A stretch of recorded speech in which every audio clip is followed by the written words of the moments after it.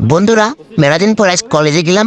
কলেজে গিয়ে কলেজ ক্যান্টিনে দেখছি দুটো বার্গার খেয়ে ফ্রি খেয়ে গেছে, ভালো বার্গার, এখনও গরম ছিল। তো আজকে আমরা চ্যালেঞ্জ দিলাম এই বার্গারটা কোনো একটা স্টুডেন্টের দিয়ে খাওয়াবো। তো প্রথমে একজনের বললাম খাবি, তো সে বললো খাবে না, সে নাকি বার্গার খায় না। সে বলছে আল্লাহর কি আমি বার্গার খাই না। পরে আরও দুই তিনজনে ধরলাম বার্গার খা বার্গার খা। ওদের করে বান্ধবীরও বললাম বার্গারটা খা। তো কেউই বার্গার খাইতে রাজি হচ্ছে না। তারপরে আমরা ব্যর্থ হয়ে চলে আসলাম ক্যান্টিনের দিকে।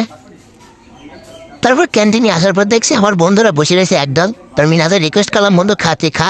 পরে মিনাজ খাওয়ার জন্য রাজি হয়ে এলো।